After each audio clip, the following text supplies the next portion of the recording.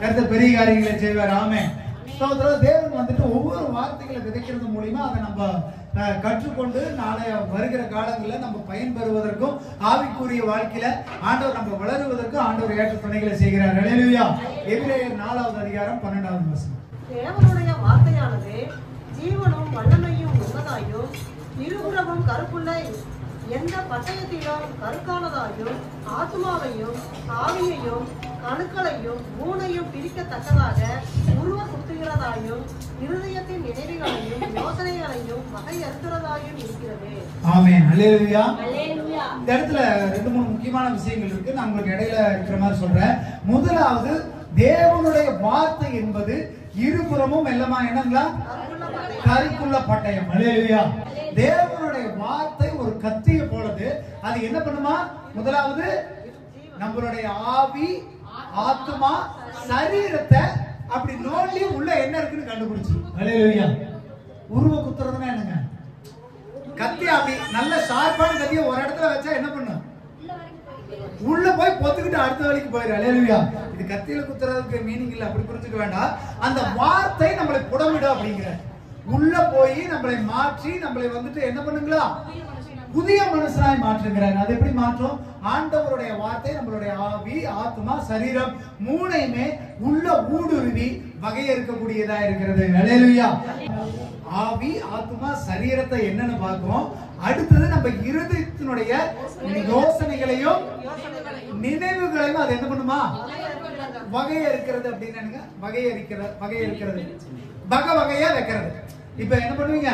தக்காளியிலே great பிரிச்சு வைப்பீங்க இல்லையா? 40 ரூபாய் தக்காளி, 30 ரூபாய் தக்காளி, 20. அப்போ நம்ம இருதயத்தின் யோசனைகளையும் சிந்தனைகளையும் வைக்குமா? இந்த இடத்துல இதை நீ பண்ற, இது தப்பான விஷயம். இந்த இடத்துல இதை செய்யற, இது இப்படி பண்ணு. அப்படி நமக்கு வந்துட்டு புத்தி சொல்லக்கூடியது ஆண்டவருடைய வார்த்தை. ஹல்லேலூயா. அப்ப ஆண்டவருடைய வார்த்தைங்கிறது ஒரு பட்டயம் போல. அந்த பட்டயம் நமக்கு எல்லா காரியங்களையும் செய்து கொடுக்கும். ஹல்லேலூயா. அப்படி ஆண்டவருடைய பட்டயம்னு சொல்லும் பொழுது ஆண்டவருடைய உருவின கத்தி நிறைய நேரங்களில் நம்மளை காப்பாத்துறதுக்கு பயன்படுத்தும். ஹல்லேலூயா. நிறைய நேரங்களில் நம்மளை காப்பாத்துறதுக்கு மாத்திரம் கிடையாது, நம்மளை கண்டிச்சு உணர்த்தறதுக்கும் பயன்படுத்தப்படுகிறது. ஹல்லேலூயா. அப்படி வேதாகமத்துல பாத்தீங்கன்னா ஆண்டவருடைய பட்டயத்தை பிடித்து தேவனுடைய சேனையிலிருந்து வந்த அதிபதியாய் நிறைய இடங்களில் இஸ்ரவேல் ஜனங்களை ஆண்டவர் பாதுகாத்திருக்கிறார். ஹல்லேலூயா. நம்ம வாழ்க்கையில் இருக்கிற போராட்டங்களை பாதுகாக்கிறதுக்கு நமக்கு முன்னாடி பட்டயத்தை பிடிச்ச ஒரு வீரர் வேணும். ஹல்லேலூயா. தேவனுடைய வார்த்தையை பிடிச்சுக்கிட்டு போற ஒரு வழி வேணும். ஹல்லேலூயா. எப்ப பட்டயம் முன்னாடி செல்லுதோ அப்பதான் வெற்றி. ஹல்லேலூயா. அப்படி நிறைய காரியங்கள் வேதாகமத்தில் சொல்லப்படுகிறது. அதுக்கு ஒரு சில காரியங்களை பார்ப்போம். முதலாவது, தேவனுடைய பட்டயம் நம்மளை காக்கக்கூடியதா இருக்கிறது. ஹல்லேலூயா. யோசுவா 5வது அதிகாரம் 13வது வசனத்திலிருந்து 15வது வசனம் வரைக்கும் வாசிங்க. பின்னும் யோசுவா எரிகோவின் வெளியிலிருந்து தன் கண்களை ஏறெடுத்து பார்த்தபோது இதோ ஒருவர் அவனுக்கு எதிரே நின்றார். உருவின பட்டயம் அவர் கையில் இருந்தது. யோசுவா அவரிடத்தில் போய், நீர் எங்களை சேர்ந்தவரோ எங்கள் சத்துருக்களை சேர்ந்தவரோ என்று கேட்டார். அதற்காக, அல்ல, நான் கர்த்தருடைய சேனையின் அதிபதியாய் இப்பொழுது வந்தேன் என்றார். அப்பொழுது யோசுவா தரையிலே முகங்குப்புற விழுந்து பணிந்து கொண்டு அவரை நோக்கி, என் ஆண்டவர் தமது அடியனுக்கு சொல்லுகிறது என்னவென்று கேட்டார். அப்பொழுது கர்த்தருடைய சேனையின் அதிபதி யோசுவாவை நோக்கி, உன் கால்களில் இருக்கிற பாத ரட்சைகளை கலற்றி போடு, இருக்கிற இடம் பரிசுத்தமானது என்றார். ஆமென். ஹல்லேலூயா. ஹல்லேலூயா. இப்போ இந்த முக்கியமான ஒரு 3 விஷயங்கள் இருக்குது. அதுல முதலாவது விஷயம், யோசுவா எரியோவுக்கு வெளியே நின்று பாக்குறாங்க. ஹல்லேலூயா. அதாவது இன்னும் எரியோக்குள்ள போகல. 6வது அதிகாரத்துல தான் சொல்லப்படுது எரிகோ மதிலை நோக்கி சுத்துறாங்க. அப்பதான் அந்த எரிகோ மதில் விழுகுது. ஹல்லேலூயா. அப்ப எரியோவுக்கு வெளியே பார்க்கும் பொழுது யார் நின்றுட்டு இருக்கிறாங்களாமா? யார் நின்றுட்டு இருக்கிறாங்க? இந்த வார்த்தை படிங்க. 13வது வசனத்தை வாசிங்க. பின்னும் யோசுவா எரிகோவின் வெளியிலிருந்து தன் கண்களை ஏறெடுத்து பார்க்கும்போது இதோ ஒருவன் அவனுக்கு எதிரே நின்றார். உருவின பட்டயம் அவர் கையில் இருந்தது. ஆமென். ஹல்லேலூயா. உங்க கையில என்ன இருந்ததுங்களா? உருவின பட்டயம்னா எப்படி? அதாவது ஞாபகம் வருதா உங்களுக்கு? எப்படி இருக்கு? இந்த பழைய காலத்து போர் படங்கள்ல இதெல்லாம் பாத்துக்கிறீங்களா? போர்ல என்ன பண்ணுவாங்க? உருவின பட்டயம்னா எப்படி நிப்பாங்க? ஒரு பெரிய வாளை பிடிச்சு அப்படி நின்னாங்கன்னா எப்படி இருக்கு? எவனா உள்ள போக முடியுமா? இப்ப பாத்தீங்கன்னா அரசர்களை எல்லாம் காக்கறதுக்கு ஒரு தனி படை வச்சிருப்பாங்க. அவங்கள எப்போ நீங்க அவ்வளவு தூரம் போக வேண்டாம். இந்த அமெரிக்க அதிபர்லாம் பாத்துருக்கீங்கன்னா உருவின பட்டையை மறந்துருங்க, உங்களுக்கு அது தெரியாது. துப்பாக்கி பிடிச்சிருக்கிறவங்களை பாத்துருக்கீங்களா? அவங்க கைக்குன்னு ஒரு ரூல்ஸ் இருக்குது. இந்த அமெரிக்க அதிபர்லாம் அவங்க சும்மா அசால்ட்டாலாம் துப்பாக்கி பிடிச்சிருக்க மாட்டாங்க, ஒரு செகண்ட்னா டக்குன்னு சுட்டுருவாங்க, அந்த அளவுக்கு ஸ்பீடா இருப்பாங்க. ரெண்டாவது கைகளை எப்ப பாத்தீங்கன்னா இப்படி சோர்ந்து போய் இப்படி கட்டிக்கிட்டுலாம் இருக்க மாட்டாங்க. அந்த எப்ப அந்த அதிகாரிகளை பாதுகாக்கிறவங்க தயாரா இருப்பாங்க, அடுத்த ஒரு புள்ளி கொடுத்தாக்கா டக்குன்னு சுட்டுருவாங்க. அந்த அளவுக்கு வேகமா, அந்த அளவுக்கு தைரியமா, அந்த அளவுக்கு தயாரா இருக்கிறவங்க தான் போர்படை தளபதிகள். அல்லேலூயா. அவங்க அசால்ட்டால கத்தி பிடிச்சிட்டு சொல்லிட்டு இருக்க மாட்டாங்க, ஒரு சின்ன கருவினால அதை எடுத்து என்ன பண்ணிடுவாங்க, வீசுற அளவுக்கு அவங்க தயாரா இருப்பாங்க. அல்லேலூயா. அப்ப உருவின பட்டயம் ஒரு உரையில இருந்து எடுக்கிறதுனா என்ன ஒரு டைம் இருக்கு இல்லீங்களா? ஒருத்தர் அங்கிருந்து வர்றாருன்னா பட்டயத்தை வந்துட்டு என்ன பண்ணலாம், உரையில போட்டுட்டு பொறுமையா எடுக்கலாம். ஆனா இவர் உருவின பட்டயத்தோட நிக்கிறாருன்னா அவர் எல்லா நேரத்துக்கும் எப்படி இருக்கிறாரு, தயாரா இருக்கிறாரு. அல்லேலூயா. நமக்கு முன்னாடி அப்படி ஒருத்தர் இருந்துகிட்டே இருக்கிறாருங்க. அப்படி இல்லைன்னா இன்னைக்கு நீங்களும் நானும் இந்த இடத்துல பூமியில வாழவே முடியும். ஆண்டவர் நம்ம நடந்து போற வரைக்கும் பட்டயத்தை அதாவது என்னது உரையில இருந்து கத்தி எடுக்கிற வரைக்கும் ஆண்டவர் தாமதிக்க மாட்டார். இமை பொழுதுல வேலை முடிஞ்சிருங்க. மரணம் எப்படி வருங்க, சடிதியாய். அப்ப அந்த ஒரு செகண்ட்ல நம்ம பாதுகாக்கப்படுறோம்னா நமக்கு முன்னாடி தயார் நிலையில் உள்ள ஒரு தூதன் நமக்கு முன்னாடி இருக்கிறார். அல்லேலூயா. நமக்கு முன்னாடி ஆபத்து ஏற்படாம தடுக்கிறதுக்கு உருவின பட்டயத்தோட ஒருத்தர் நிற்கிறார். அல்லேலூயா. எந்த சூழ்நிலையிலும் நமக்கு எந்த பிரச்சனையும் வந்துடக்கூடாதுன்னு ஒருத்தர் நமக்கு முன்பாக போய் கொண்டிருக்கிறார். அல்லேலூயா. இந்த இடத்துல சொல்லப்படுகிறது எரியோவுக்கு வெளியில பாக்குறாரு, எரியோவுக்கு இன்னும் போகல.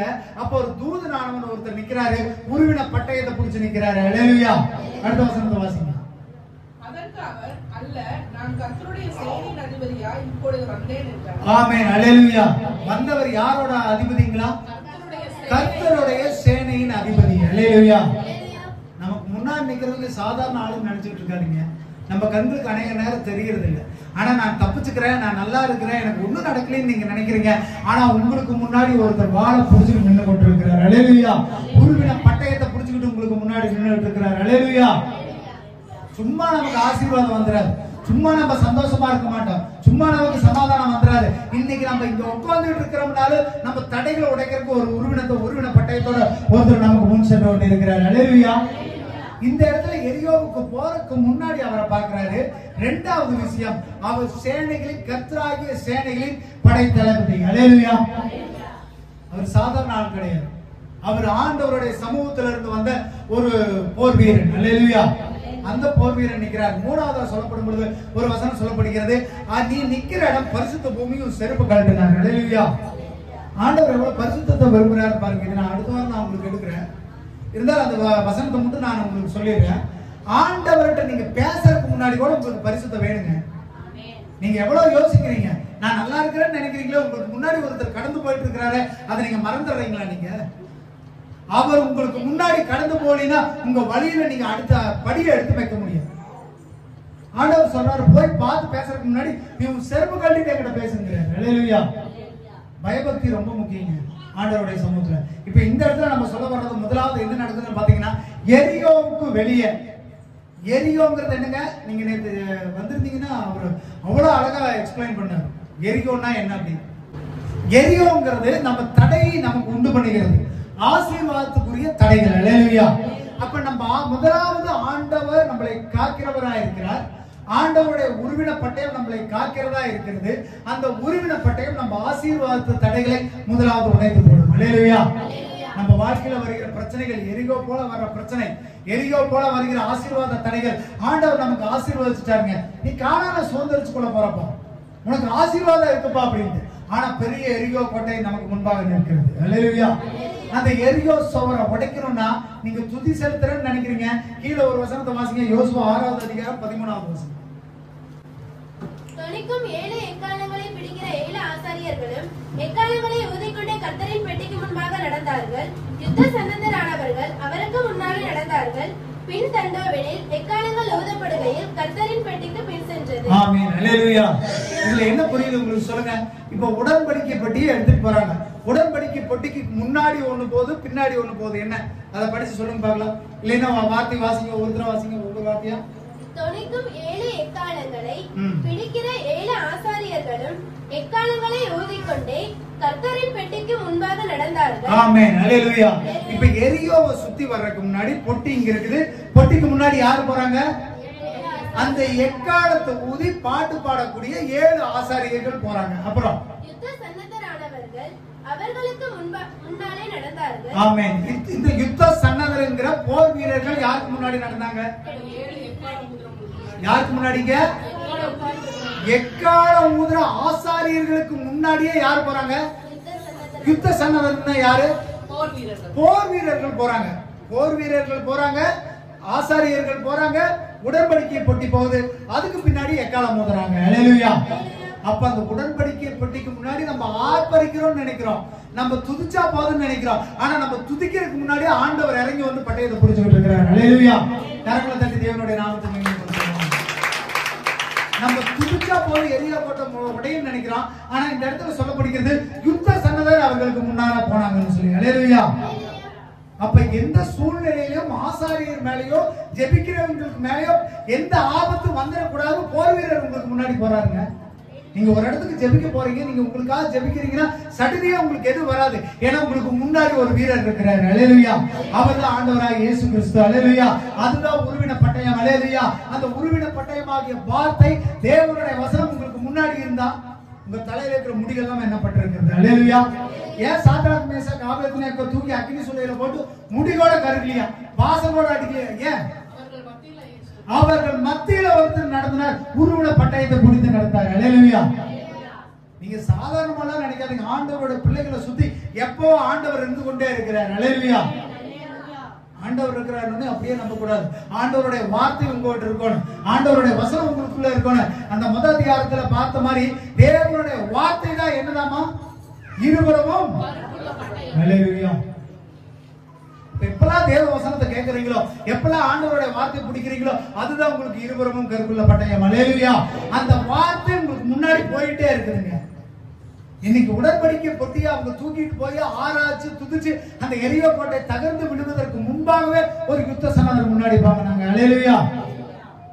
அப்ப உங்க வாழ்க்கையில இருக்கிற ஆசீர்வாத தடைகளா இருக்கலாம், நிறைய நேரங்களில் பிரச்சனைகளா இருக்கலாம். நம்மளுடைய சமாதானம் உடையக்கூடாது அப்படின்னா நமக்கு முன்னாடி உருவின பட்டயத்தை பிடிச்ச ஒரு யுத்த வீரர் முன்னாடி நிற்கணும். அல்லேலூயா. அவர் எப்பவும் நமக்கு முன்னாடி நின்று கொண்டுதான் இருக்கிறார். அல்லேலூயா. அவர் நிக்கலன்னு சொன்னா நம்மளால நிக்க முடியாது. அவர் முன்னாடி போகலன்னு சொன்னா நம்மளால முன்னாடி ஒரு அடியோட எடுத்து வைக்க முடியும். இப்ப உதாரணத்துக்கு வந்துட்டு ஒரு பெரிய அரசியல்வாதி வர்றாங்கன்னா என்ன பண்ணுவாங்க? எடுத்தோடனே அவர் ரோட்ல நடந்து போயிடுவாங்க. என்ன பண்ணுவாங்க? பாதுகாப்புக்கு என்ன பண்ணுவாங்க? ஸ்டீபன் போய் அவர் போய் அப்படியே கட்டி பிடிச்சிருப்பீங்களா? ஒரு பெரிய அரசியல்வாதியா அப்படி போய் கட்டி பிடிக்க போனா என்ன சுடுற அளவுக்கு போக வேண்டாம். நம்ம ஊர் தலைவர்கள் வச்சுக்கலாமே. வெளிநாட்டு தலைவர்னா நீங்க பக்கத்துல போனாலும் தூக்கிடுவாங்க. நம்ம ஊர் தலைவர்கள் அப்படி இல்ல. முதலாவது என்ன பண்ணுவாங்க? உங்களைய தடுப்பாங்க. அதுக்கு மேல போனா என்ன பண்ணுவாங்க? முண்டக மண்டக கட்டி தூக்கி வெளியே வீசிடுவாங்க. அல்லேலூயா. அப்போ உங்களுக்கு முன்னாடி ஒரு வீரன் நின்றுட்டு இருக்கிறாரு. இன்னைக்கு நீங்க தெரிஞ்சுக்கங்க. அவரை தாண்டி தான் சத்துரு உங்களை தொடரும். அல்லேலூயா. அந்த பட்டயத்தை தாண்டி தான் உங்களை வந்து தொடரும். அல்லேலூயா. அப்பேற்பட்ட பட்டயமாகிய வார்த்தையை முற்று நீங்க புடிச்சிட்டீங்க, ஆண்டவருக்கு தெரியாம உங்க தலையில இருக்கிற ஒரு முடியாவிலும் கீழே வராது. அல்லேலூயா. அப்பேற்பட்ட ஒருத்தரை காடினா வச்சுக்கிட்டு நீங்க எதுக்குங்க கவலைப்படுறீங்க? உலகத்துல இருக்கிற எல்லா படை தளபதிகளை காட்டுல உங்களுக்கு ஒன்று தெரியுமா? இந்தியாவோட கருடான்னு சொல்லி ஒரு டீம் இருக்குது. அதாவது ஒரு பாதுகாப்பு படை இருக்குது.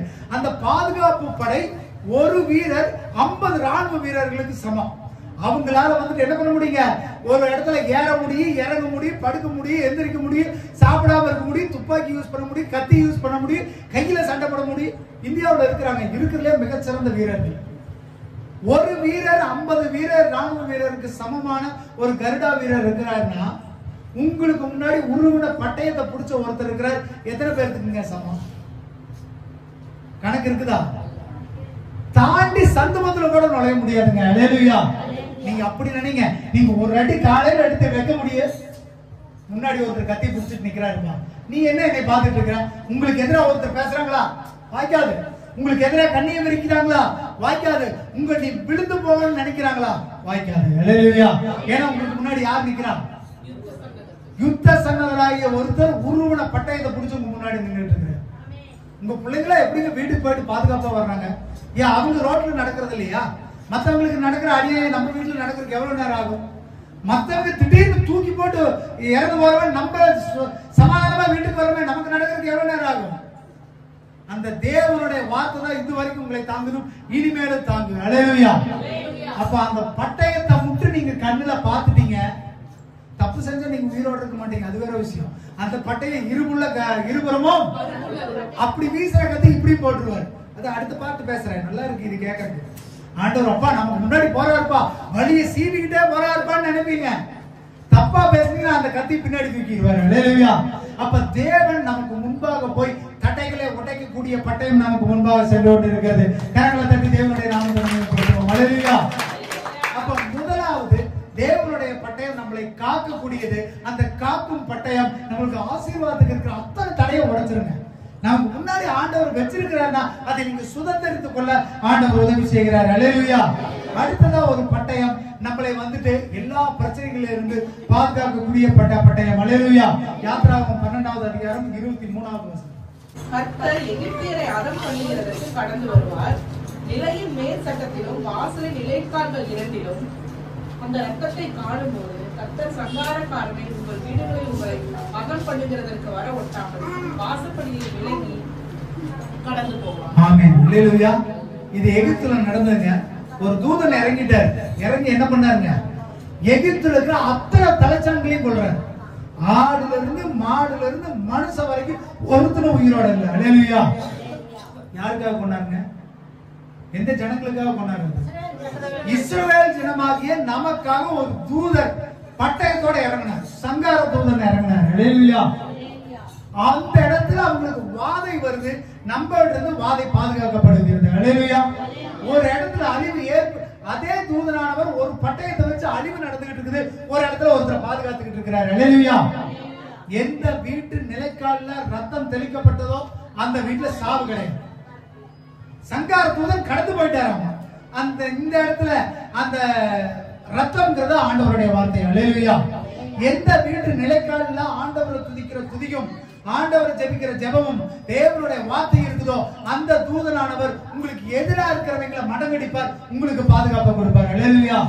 உங்களை சுத்தி என்ன வேணா நடக்கலாங்க, உங்களை சுத்தி எவ்வளவு ஆபத்து வேணா நடக்கலாங்க. இந்த கொரோனா காலகட்டத்துல நம்மளை சுத்தி விழுந்துகிட்டே இருந்தாங்க, நம்ம சொந்தக்காரன் தெரிஞ்சவன் பெரியவன் எல்லாம். ஆனாலும் அந்த உருவின பட்டயம் நம்மளை பாதுகாத்தது. அல்லேலூயா. அன்னைக்கு எகிப்து தேசத்துல எல்லாரும் செத்துக்கிட்டே இருக்கிறாங்க, எல்லாரும் விழுந்துகிட்டே இருக்கிறாங்க. ஆனா அதே பட்டயம் இஸ்ரவேல் ஜனங்களை பாதுகாத்தது. அல்லேலூயா. ஒரு புறம் ஆண்டவர் அழிக்கிறார்னா ஒரு புறம் உங்களை பாதுகாத்துக்கிட்டு இருக்கிறார். அல்லேலூயா. நீங்க புரிஞ்சுக்கணும். அல்லேலூயா. ஆண்டவருடைய பட்டயம் உங்களுக்கு முன்னாடி போயிட்டு இருக்குங்க.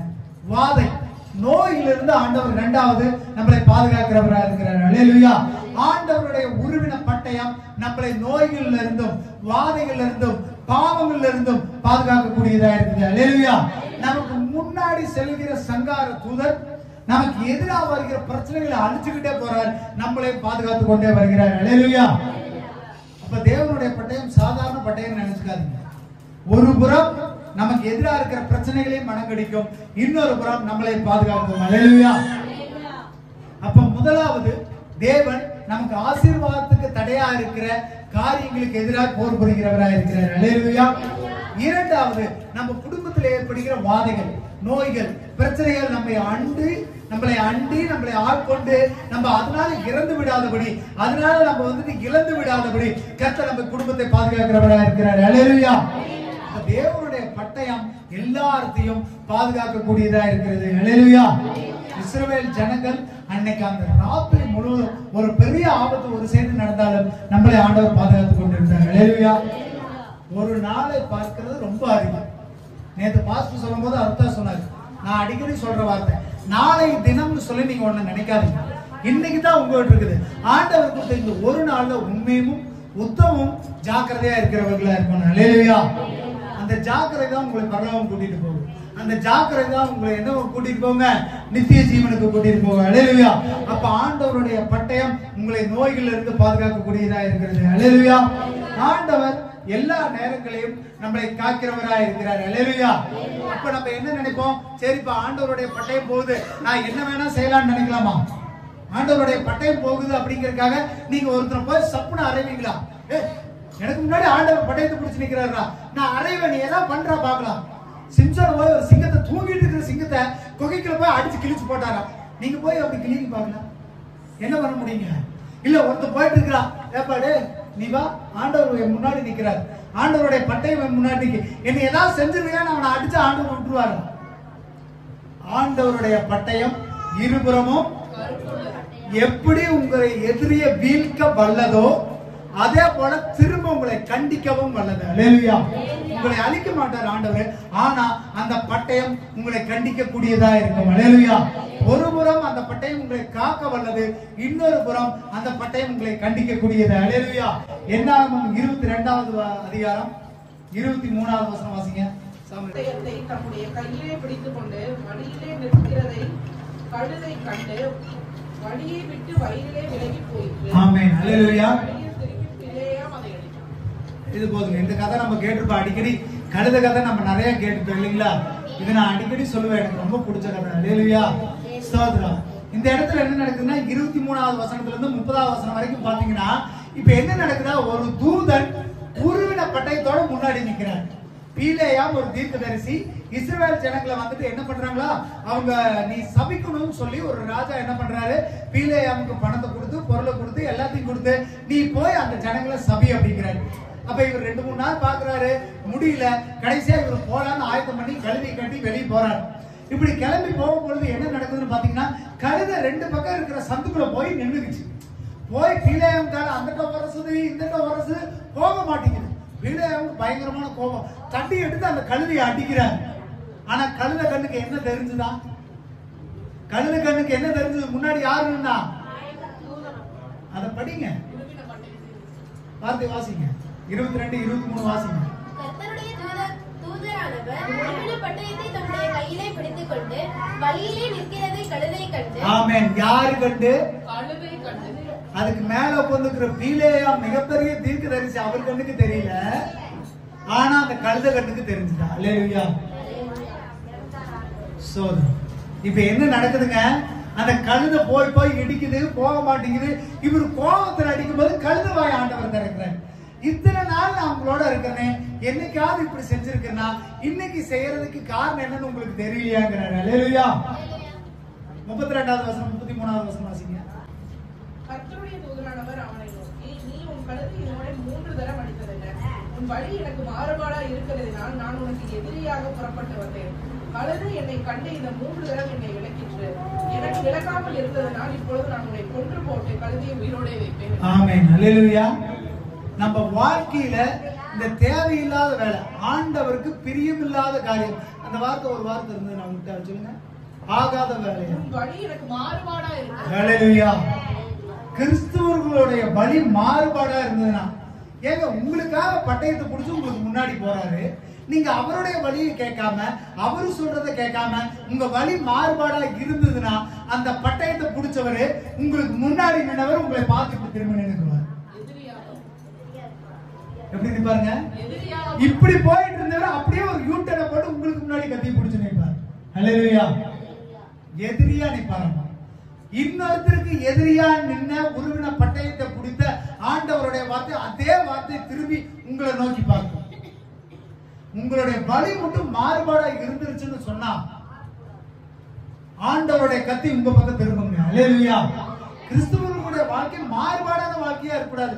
மாறுபாடுன்னா என்னங்க சொல்லுங்க. ஒரு கிறிஸ்தவர்கள் இப்படி நடக்கணும் இப்படி நடக்க கூடாது அப்படின்னு என்ன உதாரணம் சொல்லுங்க.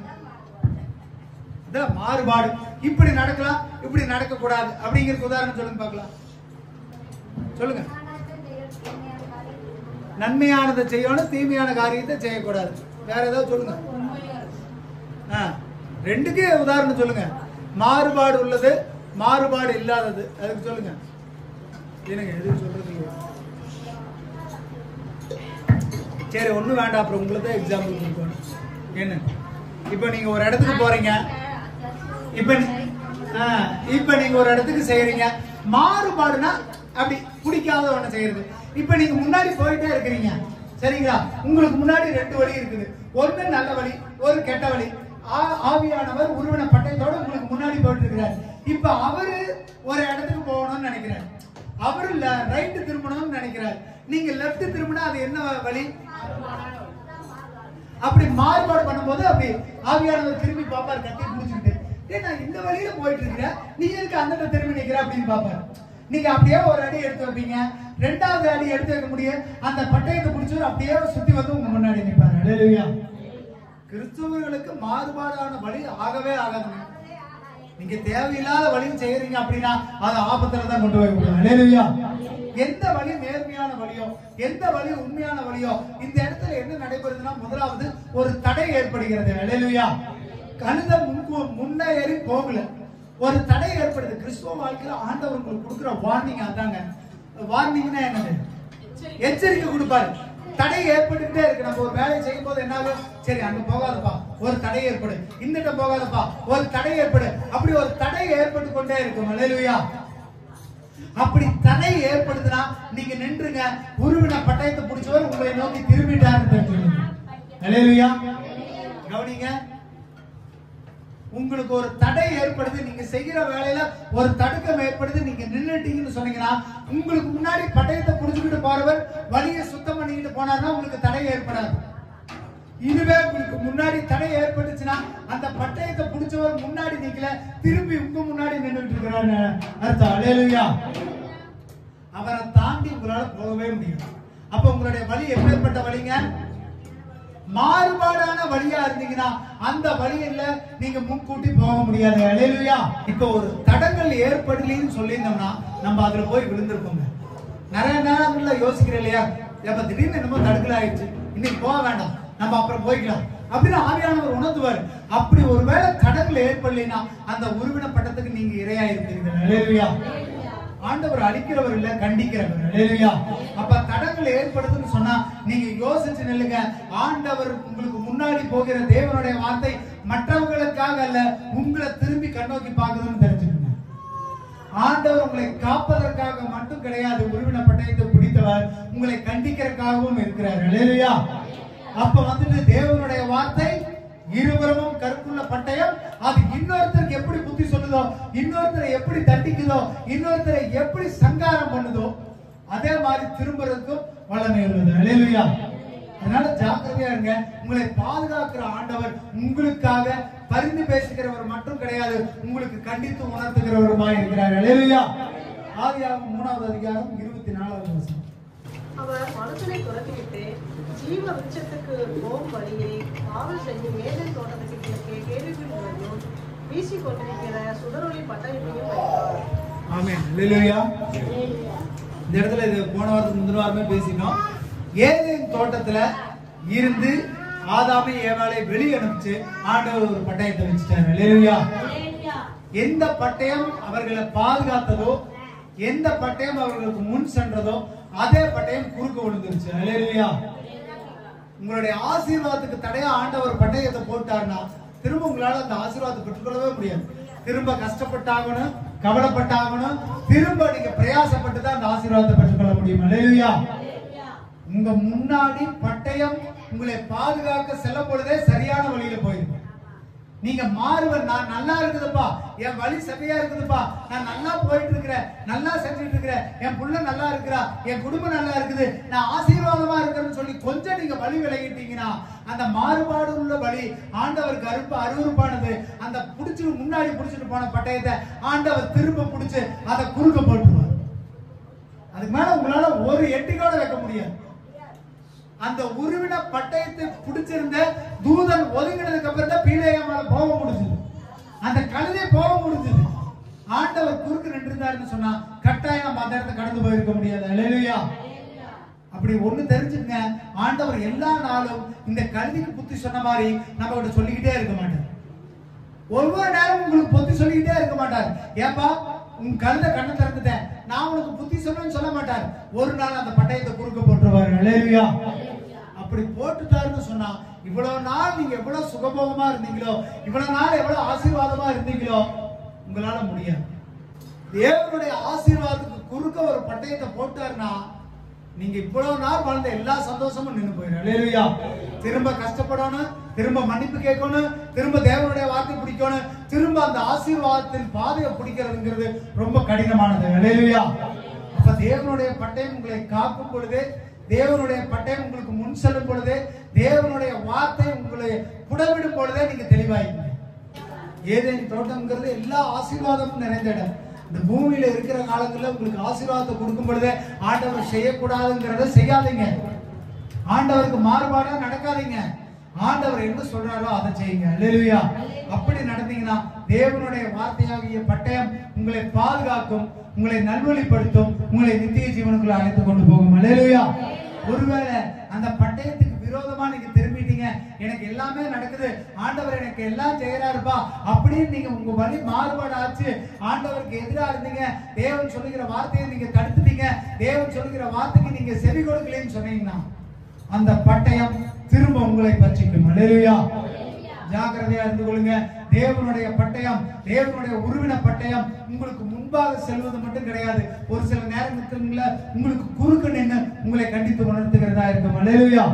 எல்லா கண்கள் மூடுவா இருந்து சோதரிக்கிறாங்க. சோதரிக்கிற கர்த்தாவே, மகா இரக்கம் அன்பு தயவு நிறைந்த நல்ல தகப்பனுக்கு துதிக்கும். ஆண்டவரே, உம்முடைய வார்த்தையாகிய உருவின பட்டயம் ஆண்டவரே எங்களுக்கு எப்பொழுதும் முன் சென்று கொண்டு இருக்கிறது ஆண்டவரே. அந்த வார்த்தையை நாங்கள் தியானிக்க, அந்த வார்த்தையின் பிரகாரம் நடக்க, அந்த வார்த்தைக்கு செவி கொடுக்க கர்த்தர் எங்களுக்கு கிருபை பாராட்டுங்க.